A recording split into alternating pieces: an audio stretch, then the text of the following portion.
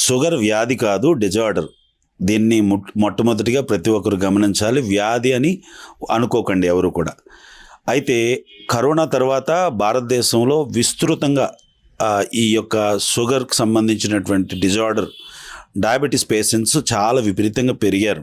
దీనికి కారణం కరోనాలో మనం విపరీతమైనటువంటి ఒత్తిడికి గురవడం కానీ, అలాగే మందులు విపరీతంగా వాడడం వల్ల కానీ, కరోనా బారిన పడడం వల్ల కానీ, స్టెరాయిడ్స్ లాంటి మందులు వాడడం వల్ల కానీ, విపరీతంగా ఒత్తిడికి గురవడం వల్ల, లేకపోతే పని ఒత్తిడి, నిద్రలేమి లాంటి కారణాలు, ఊబకాయం, సరైనటువంటి జీవన శైలి అంటే ఆహారపు అలవాట్లు సరిగ్గా లేకపోవడం వల్ల ఈ డిజార్డర్ అనేది, ఈ డయాబెటీస్ అనేది వస్తుంది. ఈ డయాబెటీస్ని నిరోధించడానికి మందులు ఒకటే మార్గం కాదు. మన జీవన విధానం మార్చుకోగలిగితే, సరైనటువంటి ఆహారపు అలవాట్లు, క్వాలిటీ స్లీప్, వ్యాయామం చేయడం, ఏదైతే కార్బోహైడ్రేట్స్ ఉన్నటువంటి ఆహారాన్ని తగ్గించుకొని మంచి ఆహారాన్ని, ప్రోటీన్ డైట్ని, ఫైబర్ డైట్ని మనం తీసుకోవడం వల్ల ఈ డయాబెటీస్ డిజార్డర్ని తగ్గించవచ్చు అనేది నా యొక్క మనవి. ముఖ్యంగా డయాబెటీస్ ఉందా లేదా అనేది పక్కన పెడితే, మొట్టమొదటిగా ఆహారపు అలవాట్లు, లైఫ్ స్టైల్ని ఖచ్చితంగా ప్రతి ఒక్కరు కూడా క్వాలిటీగా మార్చుకోవాలి. నేటి దినాల్లో సాఫ్ట్వేర్ ఉద్యోగాలు కానీ, ఎండలోకి వెళ్లకుండా ఇంటి లోపలే ఎయిర్ కండిషన్లో పనిచేయడం వల్ల కూడా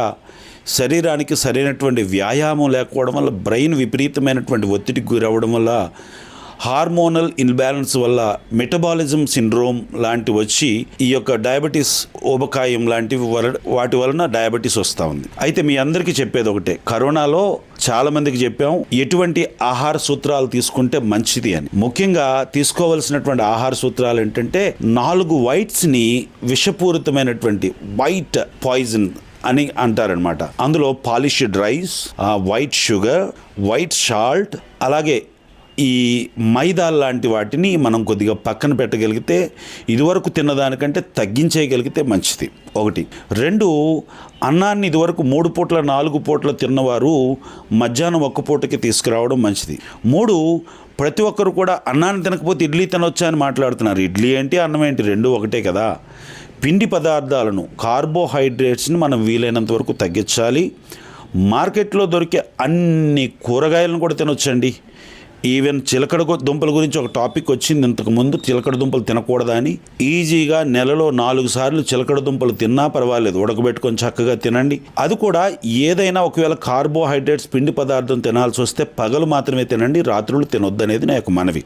మార్కెట్లో దొరికే ఆకుకూరలు అన్నీ కూడా సలాడ్ లాగా చేసుకొని తినడం, కిచిడీ లాగా చేసుకొని తినడం చాలా మంచిది. బోర్ కొట్టకుండా రోజు చపాతీ, చుక్కా రోటీ కాకుండా రోజుకొక మంచిదాన్ని మారుస్తూ మంచి ఆహార పదార్థాలను, ప్రోటీన్ డైట్ని తీసుకోండి. ప్రతి ఒక్కరు కూడా తేలికగా, చవకగా దొరికే మంచి ప్రోటీన్ ఇచ్చే ఆహారం ఏదైనా ఉందంటే అది గుడ్డు.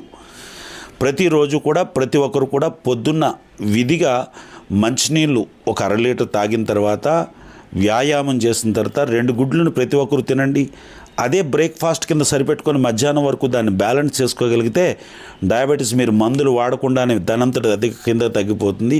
అంతేకాకుండా ఆకుకూరలు, కూరగాయలు, గ్రీన్ లీఫీ వెజిటేబుల్స్ని బాగా జ్యూసులాగా చేసుకొని, సూప్స్ లాగా చేసుకొని, జ్యూసెస్ లాగా చేసుకొని తాగొచ్చు.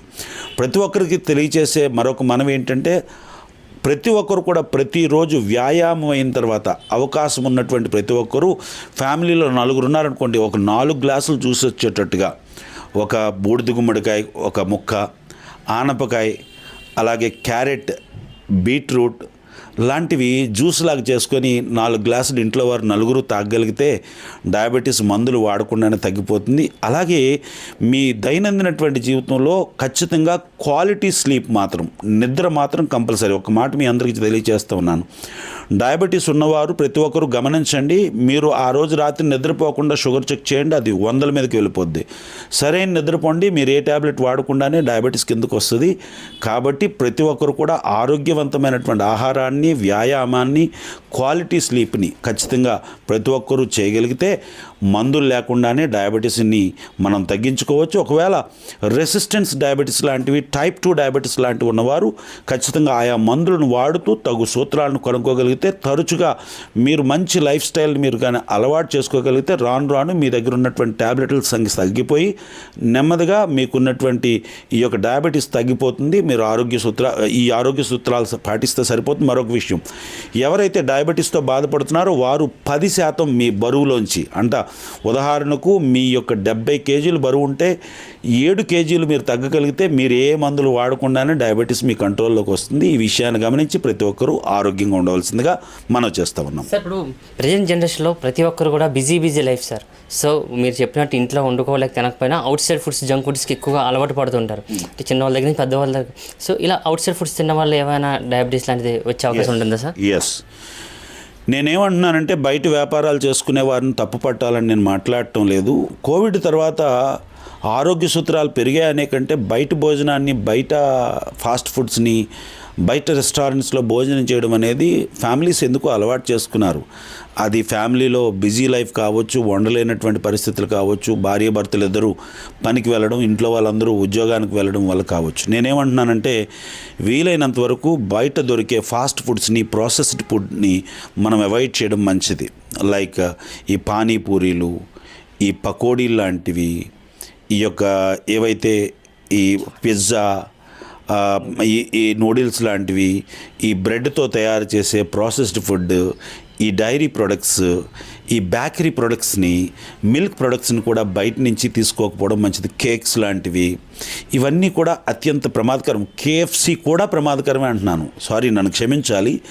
అప్పుడప్పుడు తినడం తప్పులేదు, కానీ రెగ్యులర్గా అవి తీసుకోవడం వల్ల మీకు ఎంతో కొంత ఆయిల్ సంబంధించినటువంటి సమస్యలు మీకు వస్తాయి.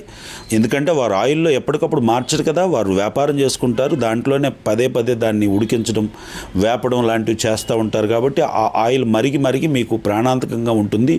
అంతేకాకుండా అధిక టేస్ట్ గురించి కొన్ని కెమికల్స్ని, కొన్ని యాడెడ్ కలర్స్ని, అంతేకాకుండా ఈ టేస్టింగ్ సాల్ట్స్ లాంటివి యాడ్ చేస్తారు. కాబట్టి వాటి వలన ఊబకాయం వస్తుంది, పొట్ట పెరుగుతుంది, మలబద్ధకం వస్తుంది, ఆరోగ్య సమస్యలు వస్తాయి, హార్మోనల్ బ్యాలెన్స్ వస్తాయి. ఇవన్నీ దేనికి కారణం తెలుసా? డయాబెటీస్ని పెరిగించడానికి కారణమవుతాయి. కాబట్టి బయట దొరికే భోజనాలని వీలైనంత వరకు అవాయిడ్ చేయడం మంచిది. ఒకవేళ బయట తినాల్సి వస్తే ప్రాసెస్డ్ ఫుడ్ కాకుండా ఆరోగ్యవంతంగా మీ ఎదురుగా ఉండినటువంటి ఆరోగ్యవంతమైనటువంటి ఆయిల్ తక్కువ ఉన్నటువంటి, కార్బోహైడ్రేట్స్ తక్కువ ఉన్నటువంటి ఆహారాన్ని తీసుకోగలిగితే మంచిది. Thank you.